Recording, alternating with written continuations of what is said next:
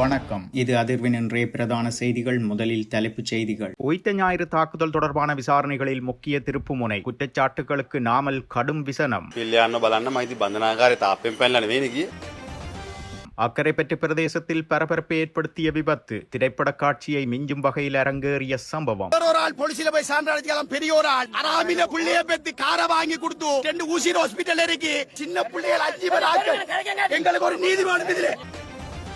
Colony உரைக்குள் மறைத்து எடுத்து வரப்பட்ட பொருட்கள். ஆடைக்குள் இருந்த பொருளால் அதிர்ந்து போன சுங்கம். நூலகம் ஒன்றை திறந்தால் சிறைச்சாலை ஒன்றை மூடலாம், ஜனாதிபதி தெரிவிப்பு. தனக்கெதிரான பயணத்தடையை பற்றி கேள்வி எழுப்பியதால் நாடாளுமன்றத்தில் பதற்றம்.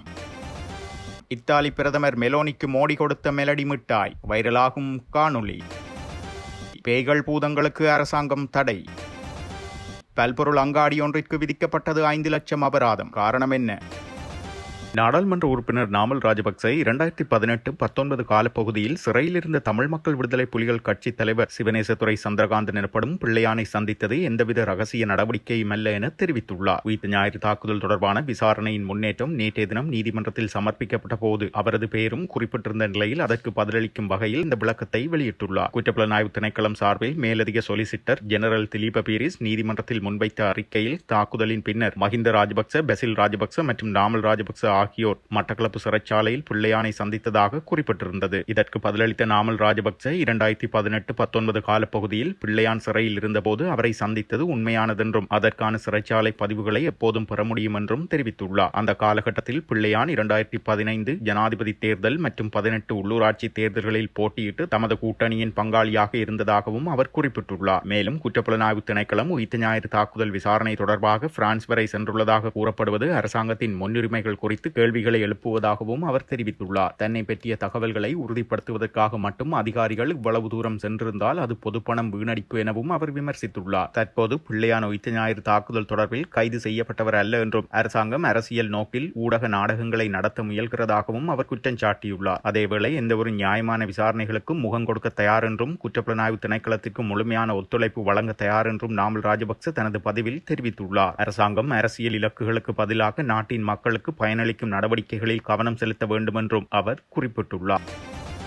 அக்கரைப்பற்று பிரதேசத்தில் பெரும் பரபரப்பை ஏற்படுத்தும் விபத்து சம்பவம் ஒன்று அரங்கேறியுள்ளது. வாடகைக்கு எடுக்கப்பட்ட சொகுசு வாகனம் ஒன்றை சிறுவர்கள் சிலர் ஓட்டி வந்ததாகவும் ஒட்டுப்பாட்டை இழந்த அந்த வாகனம் அடுத்தடுத்து 2 நபர்களை மோதி தள்ளிவிட்டு நிற்காமல் தப்பிச் சென்றுள்ளதாகவும் கூறப்படுகிறது. பின்னர் காவல்துறையிடமிருந்து தப்பிப்பதற்காக அந்த வாகனத்தை வயல்வெளி ஒன்றிற்குள் மறைத்து வைத்துவிட்டு அதில் வந்த சிறுவர்கள் அனைவரும் தலைமறைவாகியுள்ளனர். சம்பவம் நடந்து அடுத்த சில மணி நேரத்திற்குள் நான் தான் அந்த வாகனத்தை ஓட்டினேன் என கூறி பெரியவர் ஒருவர் அக்கரைப்பற்று காவல் நிலையத்தில் திடீரென சரணடைந்துள்ளார். ஆனால் உண்மையான குற்றவாளி அந்த சிறுவர்களை காப்பாற்றவே இந்த நாடகம் அரங்கேற்றப்படுவதாக அப்பகுதி பொதுமக்கள் மற்றும் நேரில் பார்த்தவர்கள் மிக கடுமையாக குற்றம் சாட்டுகின்றனர். திரைப்பட காட்சியை மிஞ்சும் வகையில் அரங்கேறியுள்ள இந்த சம்பவத்தில் காவல்துறை அதிகாரிகள் மிகச் சரியான முறையில் விசாரணை நடத்த வேண்டும் எனவும் விபத்து நடந்த பகுதி மற்றும் அதன் அருகில் உள்ள அனைத்து CCTV கேமரா பதிவுகளையும் தீர்க்கமாக ஆய்வு செய்து உண்மையான குற்றவாளிகளை சட்டத்தின் முன் நிறுத்த வேண்டும் எனவும் அப்பகுதி மக்கள் கோரிக்கை விடுத்துள்ளனர். இச்சம்பவம் தொடர்பாக மேலதிக தகவல்கள் இன்னும் வெளியாகவில்லை என்பதும் குறிப்பிடத்தக்கது.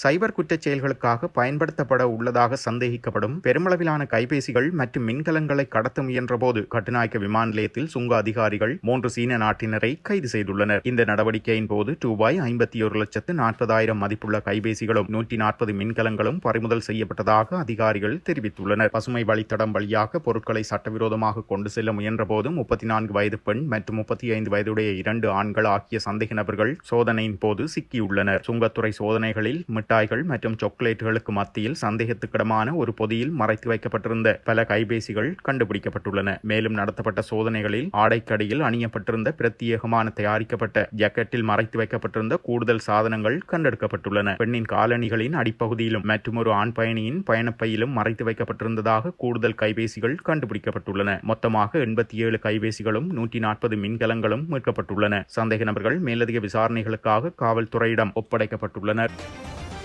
மட்டக்களப்பு மாநகர சபையின் புதிய பொது நூலக கட்டிடம் ஜனாதிபதி அன்றகுமார் திசாநாயக்கவினால் திறந்து வைக்கப்பட்டுள்ளது. பொதுமக்களின் பயன்பாட்டிற்காக நேற்றைய தினம் குறித்த நூலகம் திறந்து வைக்கப்பட்டுள்ளது. தடைப்பட்டிருந்த இந்த நூலகத்தின் நிர்மாண பணிகள் வெற்றிகரமாக நிறைவடைந்ததில் மகிழ்ச்சி அடைவதாக ஜனாதிபதி அன்றகுமார் திசாநாயக்க அங்கு குறிப்பிட்டிருந்தார். இதற்கு இணையாக பொது நூலகத்தின் உத்தியோகபூர்வ இணையதளமும் ஜனாதிபதியினால் அங்குரார்ப்பணம் செய்து வைக்கப்பட்டுள்ளது. இந்த புதிய நூலக கட்டிடத்தில் சிறுவர்களுக்கான விஞ்ஞான மற்றும் தொழில்நுட்ப அறிவை வழங்குவதற்காக தனியானதொரு பிரிவு நிறுவப்பட்டிருப்பது இதன் சிறப்பம்சமாகும். நாட்டின் வாசிப்பு கலாச்சாரம் குறைந்து வரும் இதேவேளை தமிழ் மக்கள் இன்னமும் வாசிப்பதில் காட்டி வரும் ஆர்வம் பாராட்டத்தக்கது என குறிப்பிட்ட ஜனாதிபதி நூலகம் ஒன்றை திறப்பது என்பது சிறைச்சாலையின் தேவையை இல்லாமல் செய்வதாகும் என்றும் இந்த பொது நூலகத்தின் புதிய கட்டடத்தை திறப்பதன் மூலம் தமிழ் மக்களின் புத்தக வாசிப்பு கலாச்சாரத்தை முன்னோக்கி கொண்டு செல்வதற்கு ஊக்கமளிப்பதாக அமையும் என்றும் தெரிவித்துள்ளார். மட்டக்களப்பு பொது நூலகத்தின் புதிய கட்டடத்தை பார்வையிட்ட ஜனாதிபதி மாநகர சபை ஊழியர்களுடன் சுமூகமான கலந்துரையாடலிலும் ஈடுபட்டுள்ளார். இதன்போது மட்டக்களப்பு மாநகர சபையின் நகரபிதா கே சிவன் பாக்கியநாதன் ஜனாதிபதிக்கு நினைவு சின்னம் ஒன்றையும் வழங்கியுள்ளார். இந்நிகழ்வை குறிக்கும் வகையில் ஜனாதிபதியினால் நூலக வளாகத்தில் மரக்கன்றொன்றும் நாட்டப்பட்டுள்ளது. கைத்தொழில் மற்றும் தொழில் முயற்சியாண்மை அபிவிருத்தி அமைச்சர் சுனில் ஹந்துனத்தி, கிழக்கு மாகாண ஆளுநர் பேராசிரியர் ஜெயந்தலால் ரத்னசேகர மற்றும் Kandasamy Prabhu, G Srinesan, MLA M Hezbollah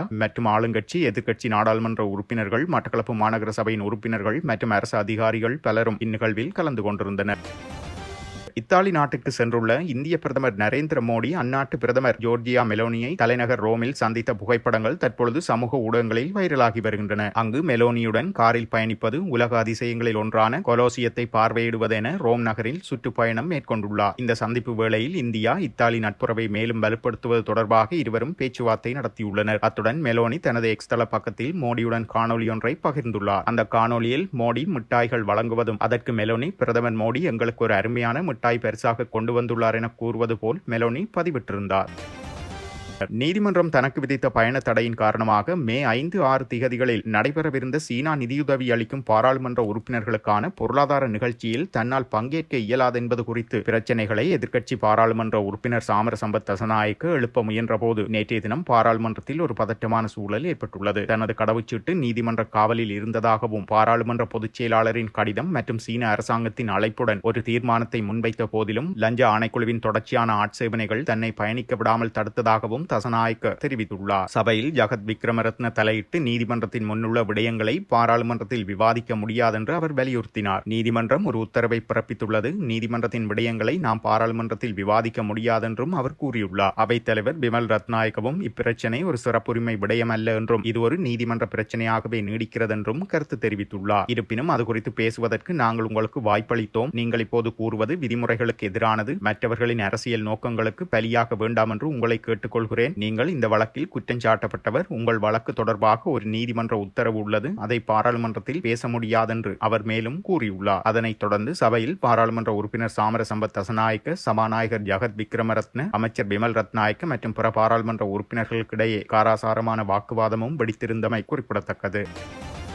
இம்முறை வெசாக் பண்டிகையின் போது பேய் குகைகள் மற்றும் பூத மாளிகைகளை ஏற்பாடு செய்தால் அவர்களுக்கு எதிராக கடுமையான சட்ட நடவடிக்கை எடுக்கப்படும் என புத்தசாசன சமய கலாச்சார விவகாரங்கள் அமைச்சர் கலாநிதி ஹனிதும சுனில் செனவி தெரிவித்துள்ளார். இவ்வாறான இடங்கள் ஏதேனும் ஏற்பாடு செய்யப்பட்டு நடத்தப்பட்டால் அது குறித்து உடனடியாக புத்தசாசன அமைச்சுக்கு முறைப்பாடு செய்யுமாறும் அமைச்சர் பொதுமக்களிடம் கோரிக்கை விடுத்துள்ளார்.